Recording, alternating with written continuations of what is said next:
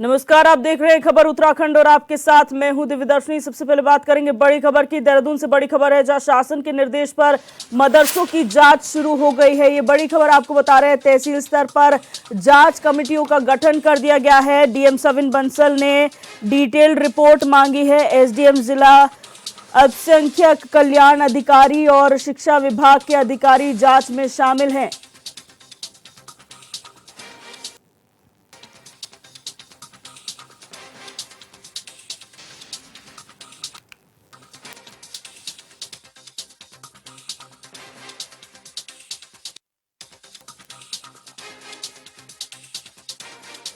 आपको बता रहे हैं देहरादून से, जहां पर मदरसों की जांच शुरू हो चुकी है। डिटेल रिपोर्ट जो है डीएम सविन बंसल ने मांगी है और तहसील स्तर पर जांच कमेटियों का गठन कर दिया गया है।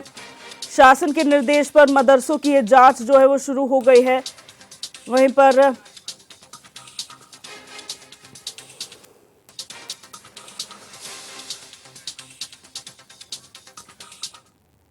और हमारे संवाददाता योगेश आर्य हमारे साथ लाइव जुड़ चुके हैं इसी खबर पर। योगेश, शासन के आदेशों पर मदरसों की जो जांच शुरू हुई है, क्या कुछ उसकी पूरी कार्यप्रणाली रहने वाली है? किस तरीके से पूरी जांच की जाएगी और क्या मानक रहेंगे जांच के? देखिए बिल्कुल दिव्या, जो शासन के आदेश है उसको लेकर के अब जो है मदरसों की जांच जो है वो शुरू हो गई है। और इसके लिए जो जिलाधिकारी है सविन बंसल, उन्होंने एक तहसील स्तरीय जो कमेटी है उसका गठन किया है, टीम गठन कर दी गई है। और वो अब जो है तहसील स्तर पर जो है जितने भी मदरसे हैं उनकी जाँच की जाएगी। ये देखा जाएगा कि कितने मदरसे जो है वो पंजीकृत हैं और कितने जो है पंजीकृत नहीं है, उनकी तमाम जाँच की जाएगी। और उसके बाद जो एक रिपोर्ट है वो जो है जिलाधिकारी को सौंपी जाएगी। देखिए हाल ही में जो है मुख्यमंत्री पुष्कर सिंह धामी ने जो है इसको लेकर एक बैठक की थी और निर्देश दिए थे कि जितने भी प्रदेश के अंदर मदरसे हैं उनकी सभी की जांच की जाएगी। और जांच करने के बाद उनमें देखे जाएगा कि आखिरकार वहाँ का संचालन कैसे हो रहा है, आखिरकार वहाँ पर जो है शिक्षा किस तरह की दी जा रही है, इस तरह की जांच वहाँ पर की जाएगी। और ऐसे कौन से मदरसे हैं जो पंजीकृत नहीं है और वो संचालित हो रहे हैं, तो इसी को लेकर अब तहसील स्तर पर जो है इसकी जाँच शुरू हो गई है। और डीएम ने जिस तरह से जो है एक कमेटी गठन किया है उसमें एसडीएम के उसमें निर्देश में काम वो कमेटी करेगी। और अगर मैं बात करूँ जिला अल्पसंख्यक कल्याण अधिकारी की और वही जो है शिक्षा विभाग की, तो इसके अधिकारी जो है वो उस कमेटी में मौजूद रहेंगे। वो साथ में जा करके जांच करेंगे और उस पर देखा जाएगा कि जो पंजीकृत मदरसे हैं उसमें एनसीईआरटी की कैसे पाठ्यक्रम चल रहा है, वही जो है मिड डे मील का कैसे मिड डे मील की योजना कैसे लागू की जा रही है, साथ ही साथ वहाँ पर प्रकाश की किस तरह की व्यवस्था है, स्वच्छता की कैसी व्यवस्था है। तो इन तमाम चीज़ों पर जो है बिंदुवार जो है जाँच होगी और उसके बाद जो है तमाम रिपोर्ट तैयार करने के बाद वो जो है जिलाधिकारी को सौंपी जाएगी। उसके बाद एक आगे जो है इस पर कड़ी कार्रवाई की जाएगी। जी अच्छा योगेश, क्या चिन्हीकरण इससे पहले हुआ है कि कितने मदरसों में जांच होनी है? और जो मदरसे संचालक हैं, क्या उनमें किसी तरीके का यहाँ पर आपत्ति उन्होंने जताई है कि वो ये जांच होने देना चाह रहे हैं या नहीं? क्योंकि ये बड़ी बात है, अगर आप मदरसों की जांच कर रहे हैं, सिर्फ मदरसों की जांच कर रहे हैं, तो आपत्ति हो सकती है। ऐसा लाजमी है कि किसी भी संचालक को आपत्ति हो सकती है, वो अपनी आपत्ति दर्ज करा सकता है।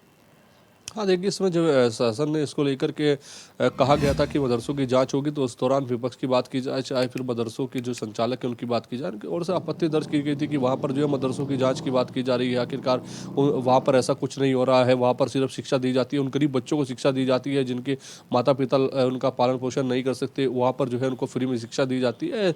इस तरह की बातें सामने आई थी। लेकिन फिलहाल जिस तरह से शासन ने इसको लेकर एक कमेटी गठन की है और वहाँ पर जो वो जाँच करेगी, देखिए सबसे बड़ी बात है कि कई ऐसे मदरसे होते हैं जो चोरी छिपे चल रहे होते हैं, जिनमें जो है किस तरह की शिक्षा दी जा रही है इसका डाटा जो है वो सरकार के पास नहीं होता है।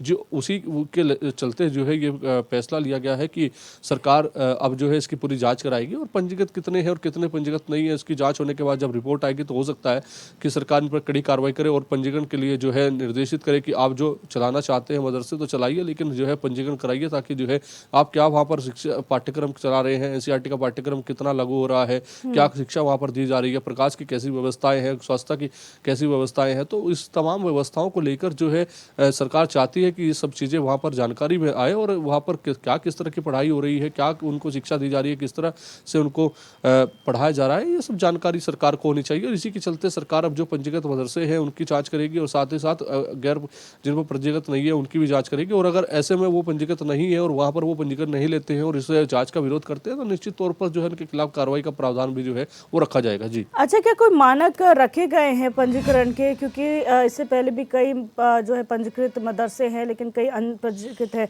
ऐसे में नए मानक है या फिर पुराने मानकों पे ही पंजीकरण यहाँ पर कराया जाएगा? दूसरी बात ये कि कई मदरसों में हिंदू बच्चे भी पढ़ते हैं, यानी कि गैर मुसलमान बच्चे भी पढ़ते हैं, क्या उस पर भी ध्यान दिया जाएगा? क्योंकि अगर सरकारी स्कूल होने के बावजूद भी अगर हिंदू बच्चों को मुस्लिम में स्कूलों में या मदरसों में पढ़ना पड़ रहा है, तो ये बड़ा सवाल सरकार पर भी उठता है, प्रशासन पर भी उठता है।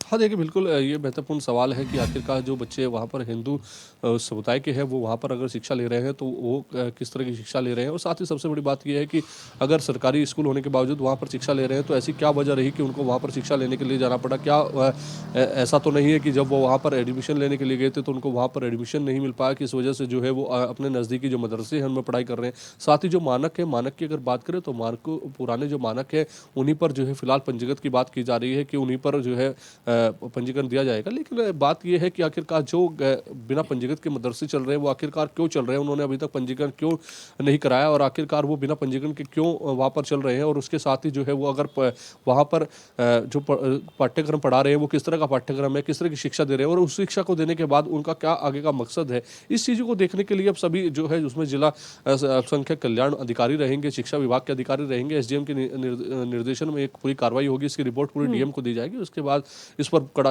आगे का फैसला जो है वो लिया जाएगा। जी, बहुत शुक्रिया योगेश हमारे साथ जुड़ने के लिए और तमाम जानकारी साझा करने के लिए।